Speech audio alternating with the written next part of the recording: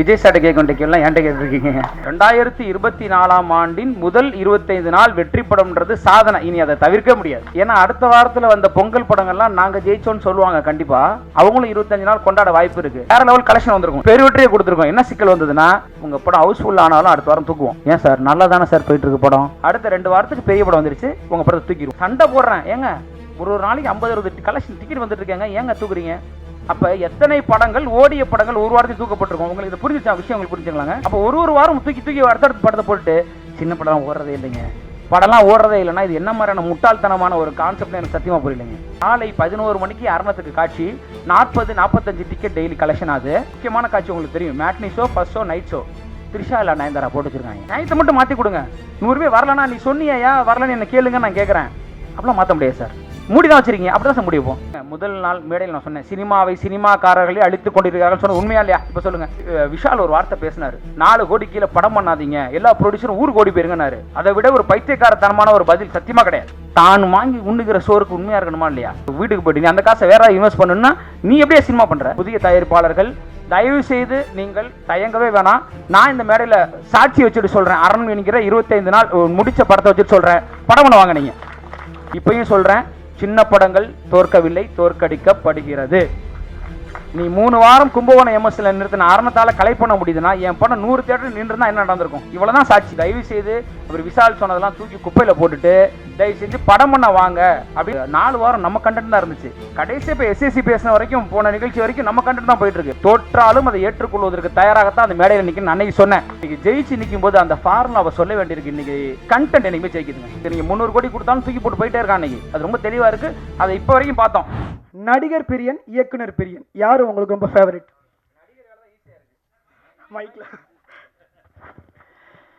நடிகர் வேலை தான் ஈஸியா இருக்கு. தமிழ் பாடலாசிரியர் உருவாக்குறதுக்காக தமிழ் திரைப்படம் உருவாக்கினீங்க.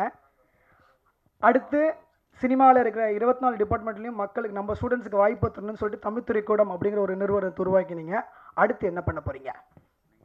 பயங்கரமா இருக்கு. விஜய் சார்ட்ட கேட்க வேண்டியெல்லாம் என்கிட்ட கேட்டிருக்கீங்க. ஒன்றும் பண்ண மாட்டேன், அடுத்து படம் பண்ண, அவ்வளோதான். அவர் ரெடியாகி போயிட்டார் ஆல்ரெடி. அடுத்து அவங்க சொன்ன மாதிரி அரணம் 2 எப்போ? கொஞ்சம் ஒரு 4 படம் ஹீரோவா நடிச்சுட்டு அப்புறம் வரேனே. இறுதியாக நிறைய ஒரு குட்டி கேள்வி. நீங்கள் படத்தில் நிறைய மெசேஜ் சொல்லியிருக்கீங்க, குறியீடாகவும் இருக்குது, நேரடியாகவும் சொல்லியிருக்கீங்க. இப்போ இந்த படத்துக்கு அப்புறம் உங்களுக்கு நிறைய ரசிகர்கள் சேர்ந்துருக்காங்க, இங்கேயும் நிறைய இளைஞர்கள் வந்திருக்காங்க. அடுத்த தலைமுறைக்கு நீங்கள் சொல்ல விரும்பும் ஒரு நல்ல விஷயம்? அதில் தான் ஆரம்பிக்க போகிறேன். சிறப்பு, தொடங்குயா. சுயம் கொளுத்தி படைப்பாளனாக்கிய தமிழ் தாய்க்கு வணக்கம். மேடையில் வீட்டிருக்கக்கூடிய அன்பர்களுக்கு வணக்கம். என்றும் நான் மதிக்கக்கூடிய அன்பு நிறை பத்திரிகை ஊடக அன்பர்களுக்கு வணக்கம். தமிழ் திரைப்பாக்கூட சொந்தங்களுக்கு வணக்கம். அனைவருக்கும் வணக்கம். நீங்கள் கேட்ட கேள்விக்கான பதில் அவர் எங்களுடைய நௌசத் சார் சொன்னார், அறம் வெல்லும். அதுதான் செய்தி. என்றைக்குமே அறம் வெல்லும். எத்தனை துயர் வரினும், எத்தனை தடை தரினும், அனைத்தையும் தகர்த்தெறிந்து என்றும் முடிவில் அறம் வெல்லும். அதுதான் அரணத்துடைய கண்டென்ட்டு. என்னங்கடா எப்போ பார்த்தாலும் 4 பேர் மேடையில் உட்காந்துருக்கீங்கன்னா நாங்கள் என்னங்க பண்ணுறது? கூப்பிட்டா தானே, கூட்டம் வந்தால் தானே. நாங்கள் தான் வரோம், அதனால் நாங்கள் 4 பேர் தான் இருக்கோம். கூப்பிட்டுலாம் பார்த்தாச்சு, சரி பரவாயில்ல. ஏன் அதான் ஆடி லஞ்சில் கூப்பிட்டு விட்டுற வேண்டியதானே நினைக்கிறீங்க? இருந்தாலும் கூப்பிட்டேன் ஒரு மரியாதைக்கு, சரி அது பரவாயில்ல. அதே டைலாக் ரிப்பீட் போட்டுக்கொண்டு ஆடி லஞ்சில் வந்து கண்டென்ட்டு சிறுபுள்ளி பெரும்புள்ளி சேஃப். சரி, ரொம்ப மகிழ்ச்சியான மேடை. இது ஒரு 2 பகுதியாக பேசிடுறேன். முதல் பகுதியை கொஞ்சம் சாஃப்டாக ஆரம்பித்து அந்த விஷயத்தை சொல்லிவிட்டு, 2வது பகுதியில் வழக்கம் போல் நம்ம சில விஷயங்கள்லாம் கொஞ்சம் சொல்ல வேண்டியிருக்கு. அது நாளைய பேருக்கு பயன்படும். நான் கற்றுக்கிட்டதையும் கொஞ்சம் சொல்ல வேண்டியிருக்கு இந்த ரிலீஸில். அதை 2ஐயும் பேசிடுறேன். ஸோ முதல்ல இந்த சிங்கப்பாதை ரஜினி சார் காயினை சுண்டு வர அந்த மாதிரி புத்தர் ஹிட்லர் மாதிரி ஃபஸ்ட்டு சாஃப்டாக போயிடுறேன். ரொம்ப மகிழ்ச்சிங்க.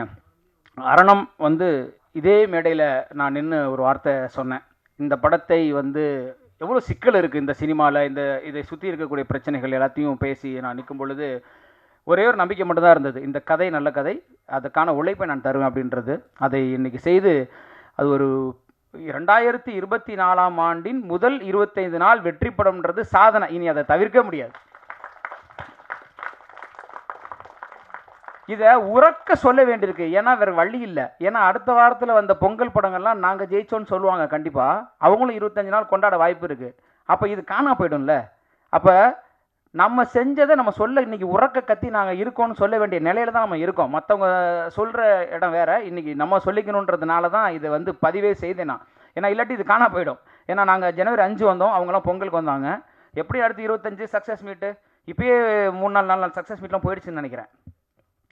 அதனால் இது அழுத்தமாக சொல்லிடணுன்றக்காக தான் இந்த பத்திரிகையாளர் சந்திப்போட நோக்கமே.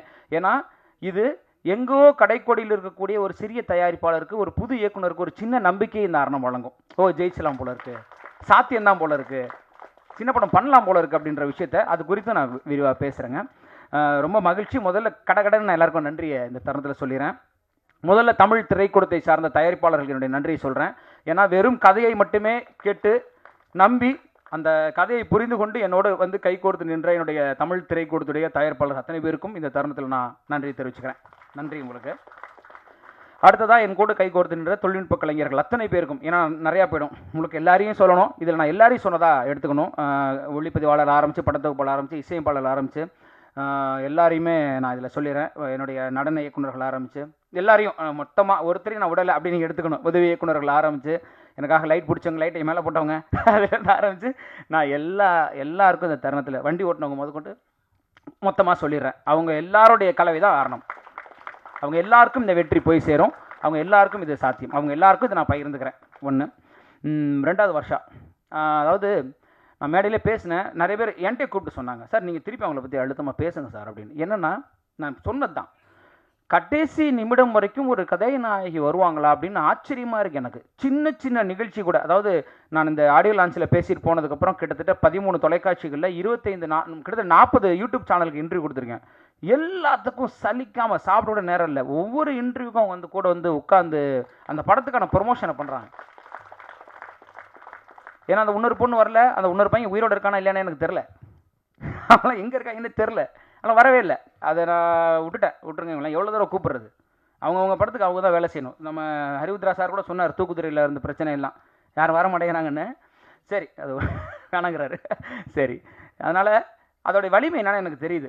ஒரு லான்ச்சுக்கும் ஒரு சின்ன சின்ன சின்ன சின்ன விஷயத்துக்கும், நாங்கள் தேட்டர் விசிட் போனேன் பாருங்கள், கடைக்கோடி கிராமத்து வரைக்கும் நான் போனேன், அங்கேயும் அவங்க கூட வந்து நின்னாங்க.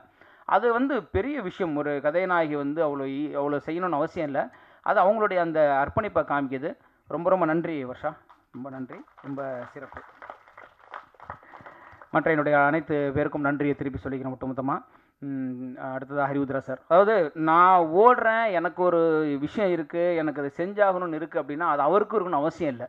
அப்போ அவருக்கும் அதே நேர்த்தியும் காதலும் இருந்ததால் மட்டும்தான் இது சாத்தியம் ஆச்சு. அவர் இல்லைன்னா அது சாத்தியம் இல்லை, உத்ரா ப்ரொடக்ஷன் இல்லைன்னா இது சாத்தியம் இல்லை. நான் போகிறேங்க அப்படின்னா நான் மட்டும் இப்படி போகிறது, நீங்கள் வாங்க சார் சொல்லி என்ன வேணால் பண்ணலாம் அப்படின்னு சொல்லி கான்ஃபரன்ஸ் காலில் போட்டு எத்தனை தேட்டர் ஓனர்கள்ட்ட பேசியிருப்போம், எத்தனை பேர்கிட்ட பேசியிருப்போம், எங்கள் போஸ்ட் வைக்கல என்னென்னமோ அவ்வளோ இழுத்துட்டு என் கூட ஓடினார். ஒரு வெளியீட்டாளர் வந்து சென்சார் ஸ்கிரிப்டுக்கு வரணும் அவசியம் இல்லை, எல்லாத்துக்கும் வேலை பார்த்தார் அவர். அப்படி ஒரு வெளியீட்டாளர் கிடைப்பாரான்னு எனக்கு தெரில. அப்படி யாருக்காவது உங்களுக்கு வேணும், சரியான ஒரு வெளியீட்டாளர் வேணும், உங்களுடைய படத்தை அடுத்த கட்டம் கொண்டு போகணும், இந்த இடத்தில் நான் உரிமையோடு பரிந்துரை செய்கிறேன், ஹரிவுத்ரா அவர்களை தொடர்பு கொள்ளுங்க. நீங்கள் அவர் படமாக அதை எடுத்து அவர் வேலை செய்வார். அதனால தான் இன்றைக்கி இந்த மேடை கூட சாத்தியம் அவருடைய ஒத்துழைப்புனால தான், இல்லைன்னா இந்த மேடை சாத்தியம் இல்லை. நான் படம் பண்ணிட்டேன்னு வச்சு நான் என்ன பண்ணுறது, அதை கொண்டு போய் சேர்ப்பதற்கான அந்த நேர்த்தி தான். நன்றி சார், அந்த தருணத்தில் மகிழ்ச்சி. அத்தனை பேருக்கு நன்றி சொல்லிட்டு நினைக்கிறேன். நான் விஷயத்துக்கு போயிடுவோம். அரணம் என்ன செய்தது, என்ன தந்தது? இதே மேடையில் நான் ஒரு வார்த்தை சொன்னேன், இந்த படத்தில் இவ்வளோ பிரச்சனை இருக்குது, இந்த புதுப்படம், இந்த சின்ன படங்களுக்கு இவ்வளோ சிக்கல்கள் இருக்குது, எங்களை சுற்றி இவ்வளோ போராட்டங்கள் இருக்குது, எங்களை ரிலீஸ் பண்ண விட்டா பார்ப்போம், எங்களை முதல்ல தேட்டர் கொடுத்தா பார்ப்போம், எங்களை ஒரு வாரம் நிற்க வச்சாங்கன்னா பார்ப்போம் அப்படின்ற ஒரு வார்த்தையை நான் வந்து இந்த மேடையில் பதிவு செய்திருந்தேன். அதில் எனக்கு 2 வகையான அழைப்பு வந்தது. அன்றைக்கி நான் பேசிட்டு கீழே இறங்கின உடனே எப்படி பார்த்தாலும் ஒரு 50-60 அழைப்பு, தம்பி வளர்ந்து வர்றீங்க, ஏன் இப்படி, அதாவது அக்கறையான மிரட்டெல்லாம் வந்தது எனக்கு. உன் வேலையை பாடுறா அப்படிங்கிற மாதிரியான கொஞ்சி சொல்லுவாங்கல்ல, அப்படி கொஞ்சியெல்லாம் சொன்னாங்க. அதுக்கெல்லாம் தெரிஞ்சுதானே நம்ம பேசுகிறோம் அந்த மேடையில் ஏறி, இந்த பிரச்சனைகளை, இந்த அரசியலை, இந்த சிக்கல்களை பேசுகிறோம். அப்போ அதெல்லாம் பரவாயில்லைங்க, நான் அது ஓகேன்னு சிரிச்சுக்கிட்டே அதெல்லாம் எடுத்துக்கிட்டேன். நல்லா இருந்துச்சு அந்த மிரட்டினதெல்லாம். நேராக மிரட்டல, குழந்தைக்கு மருந்து கொடுக்கும்போது நேராக குடிக்கலாம், தேனை தடவி கொடுப்போம், அந்த மாதிரி கொஞ்சம் பார்த்துக்கப்பா, இப்போ தான்ப்பா நீ வர்ற, பாடலாசிரியராக நீங்கள் இருக்கீங்க, ஆனால் நடிகராக இப்போ தான் மேலே வர்றீங்க, எல்லாரையும் பெரிய ஆளெல்லாம் பற்றி சொல்லிட்டு இருக்கீங்க அப்படின்றதெல்லாம் வந்தது. எனக்கு ஒரு புன்னகை தான் இருந்தது. நான் இது கால் வரும்னு தெரிஞ்சு தானே நம்ம பேசுகிறோம், அதனால் அது இருந்தது. அதே இன்னொரு புறம் பார்த்தீங்கன்னா பெரிய வரவேற்பு இருந்தது. அவ்வளவு தயாரிப்பாளர்கள் பேசும்போது எனக்கு அவ்வளோ மகிழ்ச்சியாக இருந்தது. சார் சத்தியமான உண்மை பேசுனீங்க சார், சத்தியமாக பேசுனீங்க சார், எங்கள் சார்பாக பேசுனீங்க சார், ஒன்றும் பண்ண முடியல சார் பேசும்போது அவ்வளோ மகிழ்ச்சியாக இருந்தது. அதை விட சிறப்பான மகிழ்ச்சி என்னன்னா, அதிலிருந்து பார்த்தீங்கன்னா பேசுபொருள் முழுக்க ஒரு 4 வாரம் நம்ம கண்டென்ட் தான் இருந்துச்சு. கடைசி இப்போ எஸ்எஸ்சி பேசின வரைக்கும், போன நிகழ்ச்சி வரைக்கும் நம்ம கண்டென்ட் தான் போயிட்டு இருக்கு. ரொம்ப மகிழ்ச்சி. பத்திரிகையில் பார்த்தீங்கன்னா சின்ன படத்துக்கு பிரச்சனையா, இந்த விஷயங்கள் ஏன் ரீரிலீஸ் படத்துக்கு பிரச்சனை, இப்படின்னு நம்ம என்ன பேசணுமோ, பெரிய பட்ஜெட் படங்கள் இருக்கக்கூடிய சிக்கல்கள், அது எல்லாமே வந்து அடுத்தடுத்து ஒரு பெரிய விவாதமாக வந்தது. இந்த அறிவார்ந்த விவாதத்துக்காகவும் இந்த பேச்சுக்காகவும் மட்டுமே தான் நான் இதை பேசினேன். அது ஒர்க் அவுட் ஆகிடுச்சு, அது போய் சேர்ந்துருச்சுன்றதுல எனக்கு ரொம்ப ரொம்ப மகிழ்ச்சி, ரொம்ப நன்றி எனக்கு இந்த தருணத்தில். ஏன்னா இது எனக்காக நான் பேசலை, அது ஒட்டுமொத்த எனக்கு அப்புறம் இருக்கக்கூடிய சினிமாக்காக நான் பேசினேன். அது கடைசி வரைக்கும் பாடுபொருளாகிட்டு இருக்கு. ஒரு கேப்டன் மில்லருடைய ஒரு ரிவ்யூலாம் ஒருத்தர் சமத்துட்டு திட்டிருந்தார், பார்த்தேன் நான். எங்களுக்கு படம் பண்ண சொன்னால் உங்களுக்கே பண்ணிக்கிறீங்களாடான்ற மாதிரிலாம் இருந்தது, பார்த்தேன் நான். ஸோ ஒரு 1000 துப்பாக்கி, ஒரு 50,000 புல்லட்டு தோட்டாக்கள், ஒரு 5 லாரி ரத்தமாக இருக்குது இன்றைக்கி சினிமா அப்படின்றத வந்து நான் சொல்லலை. நான் பேச ஆரம்பிச்சதுக்கப்புறம் ஃபுல்லாக பேசிகிட்டு இருக்காங்க. அது நல்ல விஷயம். அது சரியான களமாக தான் இருக்குது. மனநல காப்பாற்றுக்கு அனுப்புகின்ற வரைக்கும் போயிடுச்சு அந்த கண்டென்ட். ஸோ அந்த வகையில் அது திரும்பி சினிமா பேசுன்றதில் எனக்கு ரொம்ப மகிழ்ச்சி. இப்போ நான் இந்த அரணம், இந்த 25வது நாள், இந்த மேடை என்பதை எனக்கு மேலே ஏறும்போது சொன்னாங்க, சார் தயவு செஞ்சு நீங்கள் வந்து நல்ல விஷயம் நல்லதை மட்டும் பேசிவிட்டு சத்தம் இல்லாமல் இறங்கிடுங்க, போதும் போதும் அப்படின்னாங்க. அவங்களுக்கு எல்லாருக்கும் நான் ஒரு சிரிப்பு தான் கொடுத்தேன். அப்படி பண்ண முடியாது. ஏன்னா நான் ஏறும்போது ஆடியோ லான்ச்சில் சொன்னேன், நான் இதில் என்ன வந்தாலும் ஏற்றுக்கிறதுக்கு, தோற்றாலும் அதை ஏற்றுக்கொள்வதற்கு தயாராகத்தான் அந்த மேடையில் நிற்கணும்னு அன்னைக்கு சொன்னேன். இன்றைக்கி ஜெயிச்சு நிற்கும் போது அந்த ஃபார்முலாவை சொல்ல வேண்டியிருக்கு. இன்றைக்கி இதுக்கு ரொம்ப ரொம்ப ரொம்ப ரொம்ப முக்கியம். ஃபஸ்ட்டு இந்த இடத்துல நான் வணங்க வேண்டியது பத்திரிகையாளர்களுக்கு தான். ரொம்ப ரொம்ப ரொம்ப ரொம்ப நன்றி. நீங்கள் அந்த கருத்தை எடுத்துக்கொண்டு போகலன்னா, எனக்கு தெரியும், நான் அந்த பேசி முடிச்சிங்க வந்தபோது கிட்டத்தட்ட ஒரு 50 பத்திரிகையாளர்கள் வந்து கரங்களை கொடுத்து சூப்பராக பேசுனீங்க சார்னு சொன்னீங்க. இதுதான் விஷயம். ஒரு நல்ல எழுத்தாளனுக்கு, ஒரு நல்ல கலைஞனுக்கு, ஒரு நல்ல பத்திரிகையாளனுக்கான நேர்மை அதுதான். அது என்னவோ அதை நீ சரியாக பேசுகிறையா அப்படின்னு சொல்லி என்னை வந்து நீங்கள் ஊக்கப்படுத்துனீங்க. அதே மாதிரி அதை கொண்டு போய் சேர்த்திங்க இந்த பிரச்சனைகளை. அது வந்து நிச்சயமாக ஒரு பெரிய விஷயம். இப்போ நான் வந்து என்ன நடந்ததுன்னு ஒரு ஐடியா புது தயாரிப்பாளர்கள் சொல்லிவிட்டு இதை முடிச்சுக்கிறேன் இந்த விஷயத்தை. ஏன்னா இந்த பாராட்டுகள் நாங்கள் ஜெயிச்சிட்டோன்னு பேசுகிறத விட அது பண்ணிட்டோம், எப்படி பண்ணோன்றதை சொன்னால் எனக்கு அப்புறம் வரக்கூடிய ஒரு 2-3 ப்ரொடியூசருக்கும் ஒரு இயக்குநர்களுக்கும் உதவுன்னு நினைக்கிறேன். ரொம்ப சிம்பிளுங்க. என்றைக்குமே ஒன்று மட்டும்தான் நிச்சயம், கண்டென்ட் என்றைக்குமே ஜெயிக்குதுங்க. கண்டிப்பாக கண்டென்ட் ஜெயிக்குது. அதை மட்டும் சரியாக செய்யலைன்னா போச்சு. எனக்கு தெரிந்தே நான் இப்போ கதை கேட்டுட்ருக்கேங்க, ஒரு நிறைய கதைகள் கேட்க ஆரம்பிச்சிட்டேன் தொடர்ந்து. அவர் கதை கேட்டால் போதுன்றாங்க ப்ரொடியூசர்ஸ். நான் அது தொடர்ந்து அது இருக்குதுன்னு நான் பார்க்குறேன். ஹீரோ கதை கேட்டால் போதும், நாங்கள் அவர் கால் ஷீட் இருக்கா, அவர் கதை கேட்டாரா, எனக்கு ஓகேன்னு சொல்கிற தயாரிப்பாளர்களை நான் ஒன்றுமே இல்லைங்க. நானே பார்க்குறேன்னா எவ்வளோ பேர் அப்படி வருவாங்க. தயவு செஞ்சு கதையை முடிவு பண்ணாமல் தயவு செஞ்சு ஹீரோ வேணாங்க. நீங்கள் கதை தான் ஹீரோ, கதை தான் காப்பாற்றுது. போன வருஷம் அதான் பண்ணியிருக்கு சினிமா.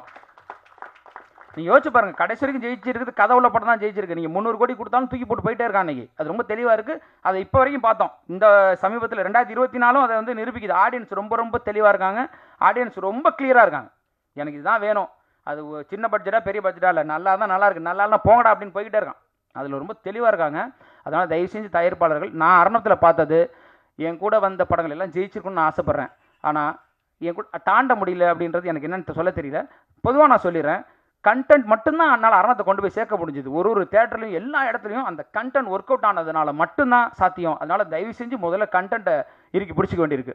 2வது, படம் பண்ணிட்டோம், ரிலீஸ் பண்ணிட்டோம், ரூமில் உட்காந்தா சத்தியமாக ஒன்றும் பண்ண முடியாது. சத்தியமாக ஒன்றும் பண்ண முடியாது. ஒரு போராளி மாதிரி கடைசி வரைக்கும், தெருக்கோடி வரைக்கும் நீங்கள் நின்று தான் படத்தை ரிலீஸ் பண்ணி ஆகும். நான் செஞ்சேன், இன்னைக்கு வரைக்கும் செஞ்சிட்ருக்கேன். இனிமேல் என் படம் போகிற வரைக்கும் நான் செய்வேன். என்னை சுற்றி இருக்கவங்களே கேட்குறாங்க, ஏங்க விட்டுருங்க.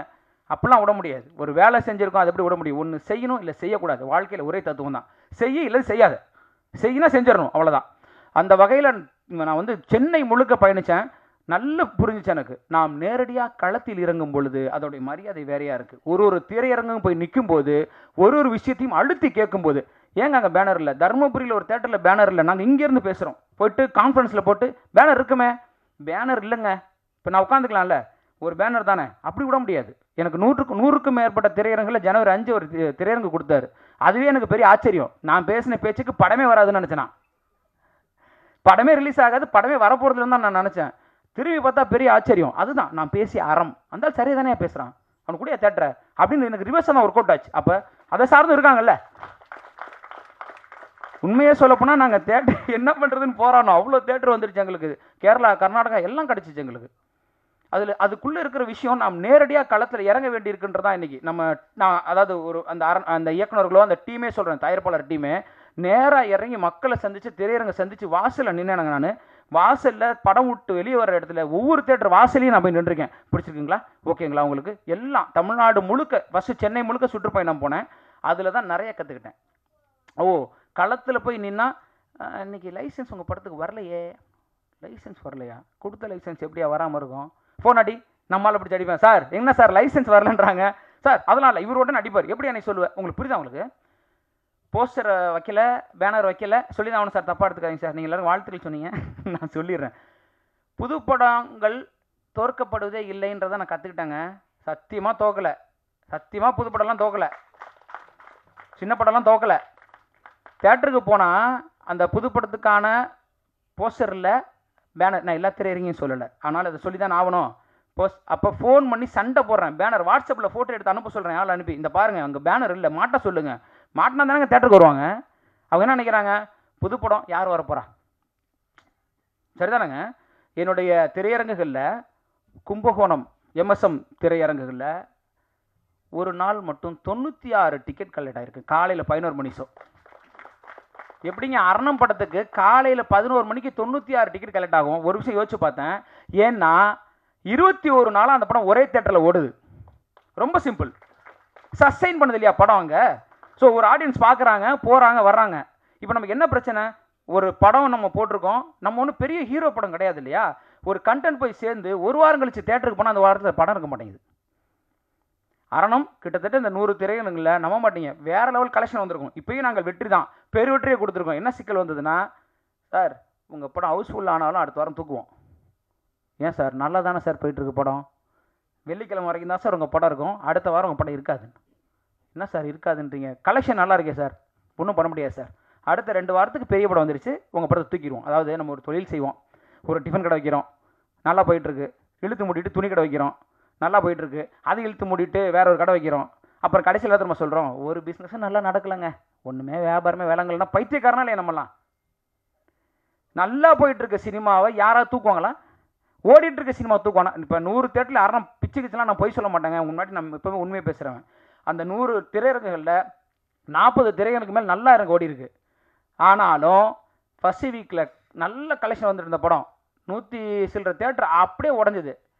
சண்டை போடுறேன், ஏங்க ஒரு நாளைக்கு 50-60 கலெக்ஷன் டிக்கெட் வந்துட்டு இருக்கேங்க, ஏங்க தூக்குறீங்க? நீ ஹவுஸ்ஃபுல்லே ஆனாலும் நாங்கள் தூக்குவோம். அப்போ எத்தனை படங்கள், ஓடிய படங்கள் ஒரு வாரத்தில் தூக்கப்பட்டிருக்கோம். உங்களுக்கு இது புரிஞ்சிச்சா விஷயம்? உங்களுக்கு புரிஞ்சுங்களாங்க? அப்போ ஓடின படத்தை தூக்கிட்டு அடுத்த படத்தை போடுறான், ஓடின படத்தை தூக்கிட்டு அடுத்த படத்தை போடுறான். அப்போ ஒரு வாரம் தூக்கி அடுத்த படத்தை போட்டு சின்ன படம் ஓடுறதே இல்லைங்க, படம்லாம் ஓடுறதே இல்லைன்னா இது என்ன மாதிரியான முட்டாள்தனமான ஒரு கான்செப்ட்னு எனக்கு சத்தியமாக புரியலைங்க. அது எப்படி ஓடாது? அப்போ ஒரு வாரம் நீ ஓடினால் ஓடாட்டி தூக்கு, உனக்கு ஒரு வாரம் தான் அடுத்த படம் எங்கேருந்து லாபம் எடுக்க முடியும், எப்படி ஜெயிக்க முடியும்? அதே கும்பகோணம் எனக்கு நிரூபித்து கொடுத்துருக்கு. நான் கலெக்ஷன் ரிப்போர்ட் கொடுக்க சொல்கிறேன் அவரை. கும்பகோணம் 21 நாள் நின்று விளையாண்டுருக்கு, ஃபுல் காலை 11 மணி காட்சி எல்லாத்துலேயும் எனக்கு 50-60க்கு மேலே. நான் ஏற்கனவே ஒரு விஷயத்தை முன் வச்சேங்க, இந்த ரீரிலீஸ் படம் கீரமங்கலம் திரையரங்கில் காலை 11 மணிக்கு அரணத்துக்கு காட்சி, 40-45 டிக்கெட் டெய்லி கலெக்ஷன் ஆகுது. மதியம் மாலை இரவு முக்கியமான காட்சி உங்களுக்கு தெரியும், matinee show, first show, night show. Trisha இல்லை நயன்தாரா போட்டு வச்சுருக்காங்க. சரி போட்டிங்க, கும்பல் கூடிருச்சா, 5 பேர் கூட வரலன்னு ஷோ பிரேக். 3 நாளாக தேட்டர் மூடி கிடக்கு, நல்லா புரிஞ்சுக்கோங்க. மதியம் ஷோ மூடி கிடக்கு, சாயந்தரம் ஷோ மூடி கிடக்கு, நைட் ஷோ மூடி கிடக்கு. காலையில் ஷோ 40 டிக்கெட்டு, 5 டிக்கெட் கூட வரலன்னு மூடி வச்சிருக்கான் தேட்டர். என்ன கிராம தேட்டரில் த்ரிஷா இல்லை நயன்தாரா பார்ப்பனா? ஏற்கனவே அக்வாமேன் கதை தான் அது. நான் தேட்டருக்கே பேசுகிறேன், ஏங்க எங்கள் படத்தை 6 மணிக்கு மாற்றி கொடுங்க. ஒரு ஷோ தான் போட்டிருக்கீங்க, 11 மணிக்கு மேலே 6 மணிக்கு மாற்றி கொடுத்தீங்கன்னா 100 டிக்கெட் வரலன்னா நான் பொறுப்பு எடுத்துக்கிறேன்ற வரைக்கும் பேசுகிறேன். போட முடியாது சார், என்ன போட முடியாதுங்கிறீங்க? மாற்றி கொடுங்க, டயத்தை மட்டும் மாற்றி கொடுங்க. 100 பேர் வரலன்னா நீ சொன்னியா வரலன்னு என்ன கேளுங்க, நான் கேட்குறேன். அப்படிலாம் மாற்ற முடியாது சார், மூடி தான் வச்சுருக்கீங்க, அப்படி தான் சார் முடிப்போம். இப்போ நீங்கள் சொல்லுங்கள், முதல் நாள் மேடையில் நான் சொன்னேன் சினிமாவை சினிமாக்காரர்களே அழித்து கொண்டிருக்கிறார்கள் சொன்னது உண்மையா இல்லையா? இப்போ சொல்லுங்கள், சாட்சியோட தான் நான் பேசுகிறேன். த்ரிஷாலா நயன்தாரா ஓடலன்னு மூடி வச்ச தேட்டரில் ஓடிட்டு இருக்கிற அரணத்துக்கு 40 டிக்கெட் வந்தாலும் நீ மாற்றி கொடுக்க மாட்டேன்ற அரசியல் என்ன அரசியல்? யார் கையில் இருக்க? அப்போ தேட்டர் ஓனர்கிட்ட கேட்டால் எனக்கு தெரியல சார், அவர்கிட்ட பேசுங்கன்றாங்க. அவர்கிட்ட பேசுனா அவர்கிட்ட பேசுன்றாங்க. அது எங்கேயோ போய் ஏதோ ஒரு முட்டு சந்திர போய் நிற்கிது. உங்களுக்கு புரியுதுங்களா? இதுக்குள்ளே இந்த இந்த இந்த இறங்கி வேலை செய்ய வேண்டியிருக்கு, சண்டை போட வேண்டியிருக்கு. ஏன்னா இப்போ நான் இப்பயும் பேசிகிட்டு இருக்கிறது நான் அரணங்க ஜெயிச்சிட்டேங்க போங்க நான் உட்காந்துக்கலாம் இல்லை. விஷால் ஒரு வார்த்தை பேசினார், 4 கோடி கீழே படம் பண்ணாதீங்க, எல்லா ப்ரொடியூசரும் 1 கோடி போயிருங்கன்னாரு. அதை விட ஒரு பைத்தியக்காரத்தனமான ஒரு பதில் சத்தியமாக கிடையாது. ஏன் இடத்துல குப்பை இருக்குது, அழுக்கு இருக்குன்னா இடத்த காலி பண்ணிட்டு போவேனா, இடத்த சுத்தம் பண்ணுவேனா? எவன் இடத்தை சுத்தம் பண்ணி அதை கோவிலாக மாற்றுகிறானோ அவன் தான் மேன்மையாளன். இங்கே குப்பை இருக்குன்னு அடுத்த வீட்டுக்கு போயிடுவேன், அங்கே குப்பை அடுத்த வீட்டுக்கு போய்டு. நாளைக்கு ஒன்னையே தூக்கி வெளியே போடுவான். எங்கே போனி? தான் வாங்கி உண்ணுகிற சோறுக்கு உண்மையாக இருக்கணுமா இல்லையா? சினிமா பண்ணாத, வீட்டுக்கு போய்ட்டு 2 வருஷம் கழிச்சு வராத, வீட்டுக்கு போய்ட்டு நீ அந்த காசை வேற இன்வெஸ்ட் பண்ணுன்னா நீ எப்படியே சினிமா பண்ணுற? என்ன நியாயம் அது? எந்த வகையில் சொல்ல முடியும் அந்த வார்த்தையை? தலையில் ஃபேன் விழுந்துரும், படுத்து தூங்க முடியுமா? தூங்காமல் இருக்க முடியுமா? ரோட்டில் போனால் வண்டிலாம் இடிச்சிடும், ரோட்டில் போகாமல் இருக்க முடியுமா? சினிமாவில் பிரச்சனை இருக்க தான் செய்யும். சினிமா பிரச்சனையை சரி செய்து அதை மேம்படுத்துவது தான் நம்மளோட நோக்கம். எனக்கே வழினா, நான் ஒரு பாடல் ஆசிரியனா கமிட் பண்ணியிருந்த 3 படத்தோட ப்ரொடியூசர் ஆஃபீஸை மூட்டிட்டு போயிட்டாங்க. நல்லா வச்சு பாருங்க, 3 ப்ரொடியூசர்ஸ் ஆஃபீஸை மூட்டி போயிட்டாங்க. ஏன்னா அவரு சொல்கிறாருப்பா உண்மையாக தான் இருக்கு. சினிமா பண்ணணுன்னு வரும்போது அவன் பயந்துட்டு தான் வரான். இது காசு வருமா என்னன்னு தெரியல, ஏதோ பேர் கிடைக்கணும். இது சொன்னதுக்கப்புறமா எனக்கு பாட்டு போச்சு. நான் ஒரு சின்ன புள்ளி பாட்டில். அப்போ யோசிச்சு பாருங்க, அதில் எத்தனை நல்ல படங்கள் தோற்றுருக்கும். அதில் ஒரு கிடா இருந்திருக்கும்ல, அதில் ஒரு அயோத்தி இருந்திருக்கும்ல, அதில் ஒரு லவ் டுடே இருந்திருக்கும்ல. அந்த டைரக்டர் ரோட்டை நிற்கிறான்ல, இவர் பேசிட்டு போயிட்டாப்ல. அப்படி பண்ணக்கூடாது. ஏன்னா அது சாத்தியம் தான் நான் பேசிகிட்டு இருக்கேன். அந்த பிரச்சனையை களைவதற்கு வாய்ப்பு இருக்குன்னு பேசுகிறேன். தயவு செய்து என்னுடைய அன்பு நிறை புதிய தயாரிப்பாளர்கள், தயவு செய்து நீங்கள் தயங்கவே வேணாம். நான் இந்த மேடையில் சாட்சி வச்சுட்டு சொல்கிறேன், அரண் என்கிற 25 நாள் முடித்த படத்தை வச்சுட்டு சொல்கிறேன், படம் பண்ண வாங்க. நீங்கள் தயவு செஞ்சு சினிமா பண்ண வாங்க. நல்ல கான்செப்ட், நல்ல கதையை மட்டும் தேர்வு செய்யுங்க. ஆனால் கடைசி நிமிஷம் வரைக்கும் நீங்கள் தெருவில் நின்று சண்டை போடுறதுக்கான தைரியமும் திமிரும் உங்களுக்கு இருக்கணும். அது மட்டும் நீங்கள் வச்சுட்டு சினிமா பண்ணுங்க. எப்படி உங்களுக்கு சினிமா தோக்குறீங்க நான் பார்க்குறேன். சாத்தியமே கிடையாது. இறங்கி நாம் போராட வேண்டியிருக்கு. செஞ்சால் நடக்கும். சண்டை போடணும். நம் உரிமையை நாம் சண்டை போட இடத்துல தான் எனக்கு இருக்கோம். இந்த அரசியல், இந்த சிக்கல், இந்த பிரச்சனை பேசப்பட்டாச்சு, இனியும் பேசப்படும். இப்பயும் சொல்கிறேன், அரணம் முடிஞ்சிருச்சு. அடுத்த படம் இதனால் எனக்கு கிடைக்கலான்னு பரவாயில்ல, அடுத்த படம் எனக்கு நடிக்க வாய்ப்பு கொடுக்கலான்னு பரவாயில்ல, அடுத்த படம் நீ பண்ணவே கூடாதா போடான்னு என்னை துரத்தினாலும் பரவாயில்ல, நான் பேசுவேன். நான் எனக்கு தவிர எனக்கு பின் வரக்கூடிய தயாரிப்பாளருக்காகவும் எனக்கு பின் இருக்கக்கூடிய இந்த சினிமா நல்லா இருக்காக நான் பேசிகிட்டே இருப்பேன். இப்பயும் சொல்கிறேன், சின்ன படங்கள் தோற்கவில்லை, தோற்கடிக்கப்படுகிறது. நீ 3 வாரம் கும்பகோணம் எம்எஸ்ல நிறுத்தின அரணத்தால் கலை பண்ண முடியுதுன்னா என் படம் 100 தேட்டர் நின்றுருந்தா என்ன நடந்திருக்கும்? இவ்வளோதான் சாட்சி. ஒரு படம் சாட்சி, எனக்கு ஒரு தேட்டர் சாட்சி. என் படத்தை அத்தனை தேட்டரையும் நிறுத்தி இருந்தா கலெக்ஷன் ஆகலையா? நீங்கள் தூக்கிடுங்க, கேட்கவே வேணாம். கலெக்ஷன் ஆகிற தேட்டர்லேருந்து உங்களை யார் படத்தை தூக்க சொல்கிறா? ஓடிட்டு இருக்கிற தேட்டர்லேருந்து என் படத்தை தூக்குறீங்க, கலெக்ஷன் ஆகிற தேட்டர்லேருந்து என் படத்தை தூக்குறீங்க. அப்போ அந்த 50 தேட்டர்லையும் எனக்கு அந்த 100 தேட்டர் எனக்கு கண்டினியூ ஆயிருந்ததுன்னா எனக்கு என்னுடைய கலெக்ஷன் என்னவாக இருந்திருக்கும்? என்னை நம்பி ஒரு 50 பேர் நடிச்சிருக்காங்க, ஒரு 50 பேருக்கு நான் வாய்ப்பு கொடுத்துருக்கேன். அத்தனை புது கலைஞர்களுக்கான வாழ்க்கை அமைஞ்சிருக்கும். என் தயாரிப்பாளர் நல்லா இருந்திருப்பான், இன்னொரு 10 படம் வந்திருக்கும். இப்போயும் நான் ஜெயிச்சு தான் இருக்கேன். நான் பெரிய காசை சொல்கிறேன், பெரிய காசு இதில் இருக்குன்னு சொல்கிறேன். இன்றைக்கும் 3வது, இன்றைக்கி நான் எப்படி உங்களுக்கு சொல்கிறேங்க, அரணம் 25 இல்லை, இன்றைக்கி அரணம் 30வது நாள். நான் எப்படி நான் இன்றைக்கி 30 கொண்டாடணும்? இன்றைக்கி 30வது நாள்.